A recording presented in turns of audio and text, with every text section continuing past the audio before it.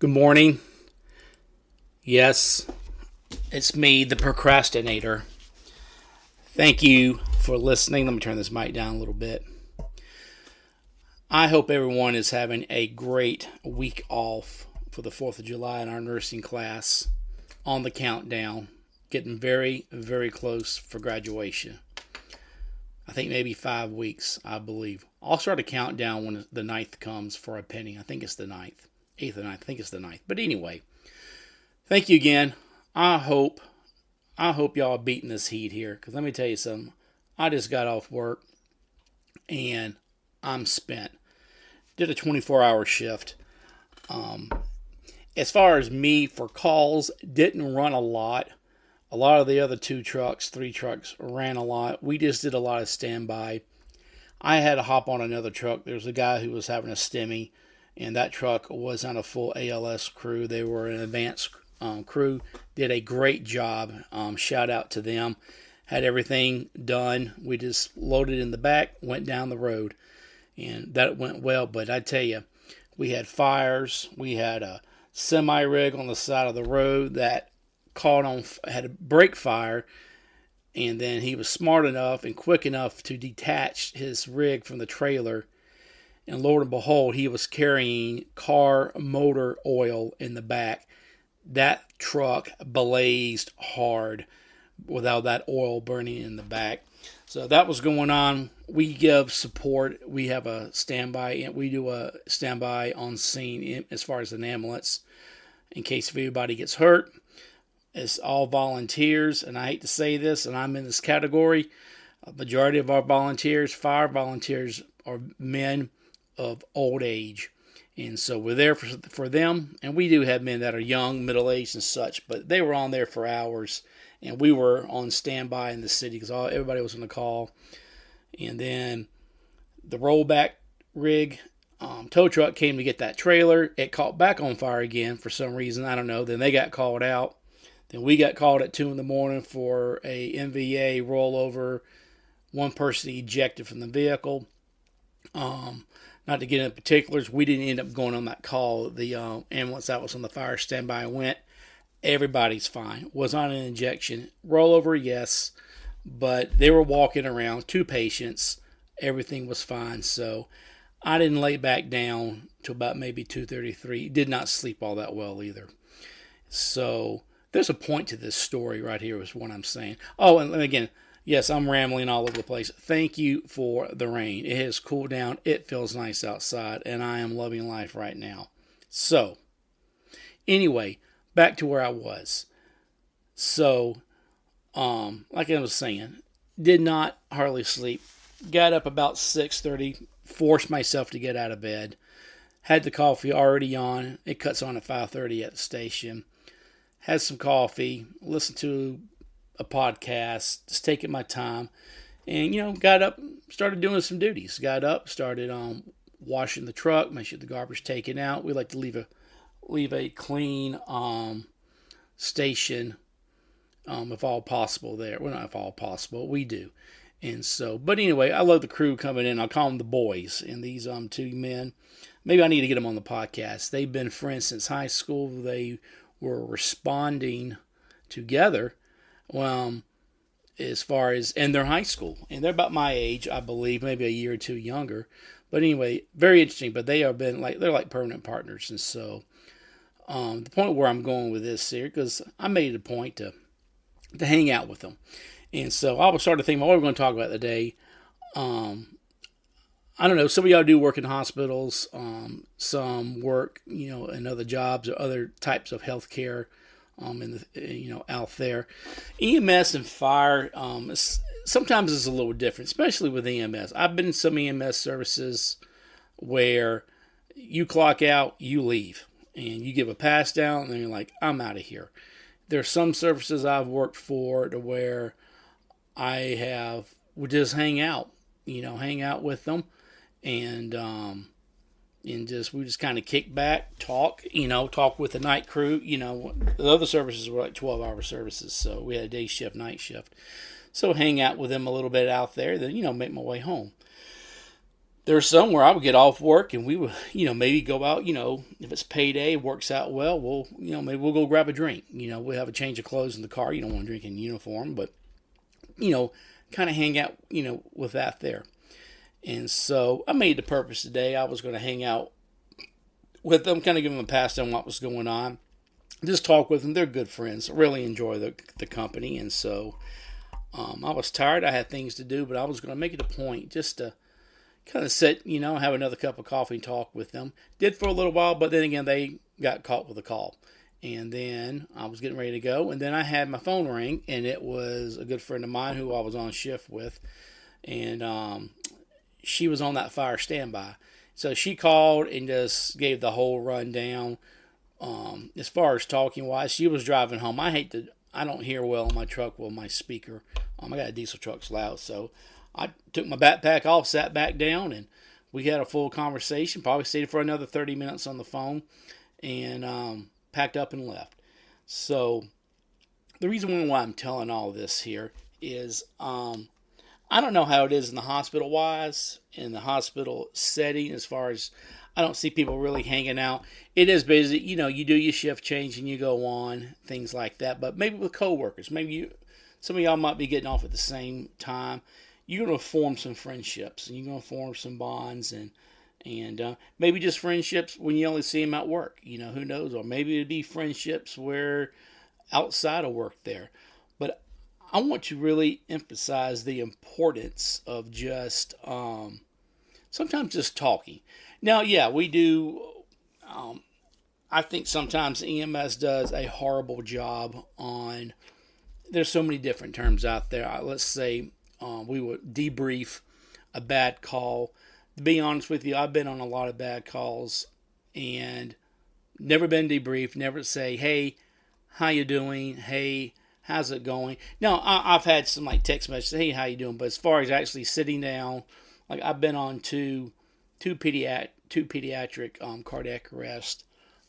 One I transported, and then there was another one where, not to get into particulars, but baby was already dead, and CPR was started. I had to call it, and because the time was too long for downtime. And to be honest with you, I'm not crying and whining about it, but you know what? No one ever really called. No one called to see how you doing and such, and but I always talk it out. And I take that back. I had someone off shift call me, an old medic called me, and still working with the service I was working with, and he was calling and seeing how things was going because he listens up on his radio because we're all on the rescue squad also together. So I just want to just tell you that it's just real important sometimes. If you have that type of friendship, or you find someone just to sit back. If it's just not even talking about bad calls or how you doing, maybe just sitting back and just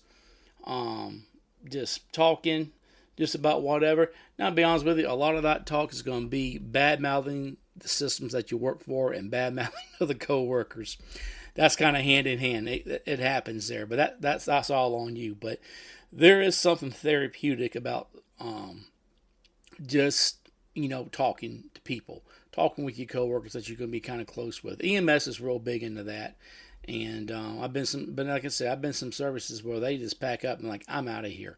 They don't want nothing to do. They hang out, and usually those services where I just don't like working for.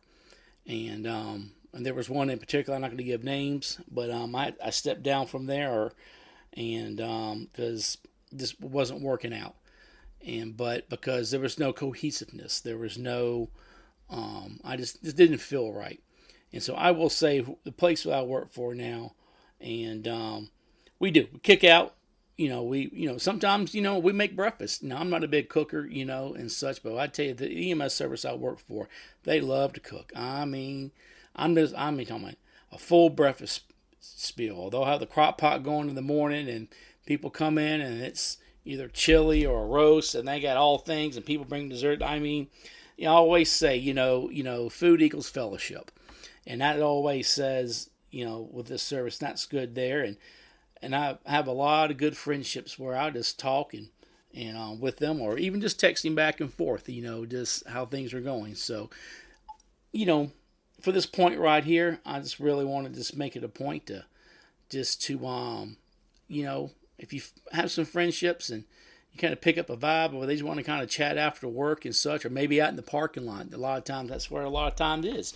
Before you know it, it's good. You leave and be like, oh, that's kind of therapeutic. It's good. You might have had a bad call, or maybe just a little talk some shit, about things going on. But anyway, it's good. You see it a lot in EMS, and so, but I don't know how it is in on the hospital side. But anyway, that's just my point on that. Find someone to talk to if you need to there. If not, my phone's always there. Second thing I want to bring up is maybe really started thinking about this heat we've been having here. And the rescue squad that I was with, and please forgive me of all the ums that I'm saying right now. A lot of this I'm just kind of thinking off the top of my head, and I did write some notes down. But anyway, I'm digressing getting back on track. Is we live by Jura Island, the biggest revenue draw state park that South Carolina has. Big, beautiful, is on Lake Murray, or as I like to say, Miss Murray. Love the water, and it's a great park. They have dumped millions of dollars, and it's packed every summer. But they had the fireworks is done on Lake Murray. On Jura Island, on Jura Island, on this side of the island there. And they do fireworks on Lake Murray on the Lexington side also. And I'm sure, I don't know, maybe on Saluda, because Lake Murray goes all the way to the Saluda County.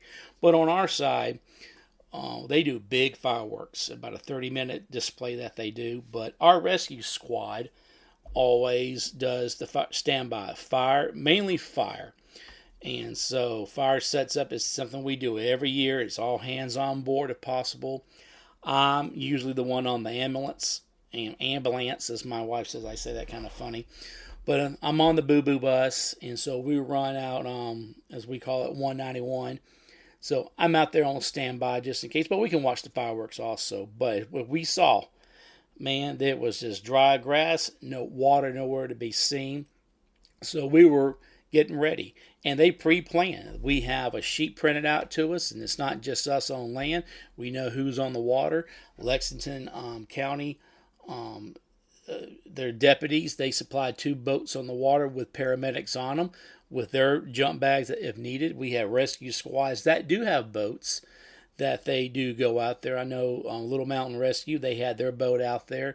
I don't know if Prosperity did, but they're cool. They got a jet ski that was donated to them, and they have some great training on that jet ski. They pull a little thing behind them where they can put a person on there. They get hurt in the water and take them up to the dock. But anyway, so we had all those planned out. We know who is where. We know what radio frequencies that they're on. We know how to get them. We know call signs. We had an operation channel designated to us. It's all about preparation. It's all about that. Now, I wasn't involved in this, but I make sure that my ambulance is ready to go. And I have not done any volunteer time in a while. They've been very gracious to me since being in school. If I'm working the station, I'll stick my head in the ambulance there, and I'll take a look at it, make sure if there's a battery, I'll make sure that battery's charged and ready to go. But I got back there. I did a quick check off. I was good to go, ready to go there. And just in case of anything that's going to happen there. And we do the same for our own ambulances. The services where I get paid for. We're supposed to do a check off. Some people do, some people don't. But if you don't do a check off and then someone uses something and they did not replace it and you needed it, you are screwed. So where am I going with this? I watch these nurses when I'm in the hospital, and where I'm at, as far as with Prisma Park Ridge, it's all broken up into zones. You have like a blue zone, red zone, blue, red, gold zone right there. I think we have maybe a total of, 24 beds, I believe, 25, 26 all together in the ER. And we got some hallways if needed. So nurses are designated saying, well, you got blue, like 1, 2, 3, 4, 5. Those are your rooms. And you got blue 6, 7, 8, 9, 10, and so on and so on. You know what I'm talking about. Well, these rooms have little baskets hanging on the wall behind the bed, and they all have supplies. We don't really keep anything per se. We do keep things in the cabinet, but I'm not going to talk about that. But we keep them on the wall, like we got to make sure that we have a BVM bag in case, with a mask on, in case if we do have to work a cardiac arrest and do some mechanical ventilations. We have some respiratory stuff on the wall. We have like a non-rebreather, nasal cannulas ready to be used there. We have suction equipment, very important. Suction equipment on the wall ready to go with suction tube, with a canister, and with we call them a yanker, which is a hard tip suction that you put in the mouth, suck out the vomit, blood, what you need to. Also from EKG equipments, we put everybody on a 5 lead. We also have enough cables in there to hook them up. We have an SpO2 to put on the finger. You get where I'm going out there. And I watch some nurses. They'll go through, and in my area where I work, I keep a like a rolling toolbox. The top is all filled with that equipment to resupply, so they don't have to go to our supply. We don't have a supply closet. We have cabinets where you can you sign in, and you have to keep. We have a supply department that you put how many you take off. They restock every day. But anyway, so they come get our stuff. I'll make sure my cabinet is squared away for them. And I see some nurses, they'll go in there and they'll walk through their rooms with everybody has their own way on how they do things. And I see some walk in with a piece of paper folded. They write down what they need to get and what they need to supply, and they come back and restock it because they want to make sure their room is ready. And sometimes when I have time, I'll go through the rooms and I help nurses out. I'm a little fluid. If I have nothing really going on in my 6-chair lazy boy section of toe pain and my tummy hurts and I just have a headache and I just want to take up time with you, I can go check rooms out for them. I might also make sure that they're stocked up and such. And the thing about it is, you got to be ready. You've got to be ready here. We are getting ready to wrap up. Some of us are going to be moving on. Some of us is going to kind of take a break and regroup. And some of us has, like me, I have to take 2 classes before I can restart again next August, which I am completely fine with that. I have to refill the money coffers in the bank and get my savings back up. But I'm ready for a little break. But also, I'm glad that I'm going to be able to keep following along with y'all and seeing what's going on for ones who are bridging over to the ADM program, which I'm very happy to see.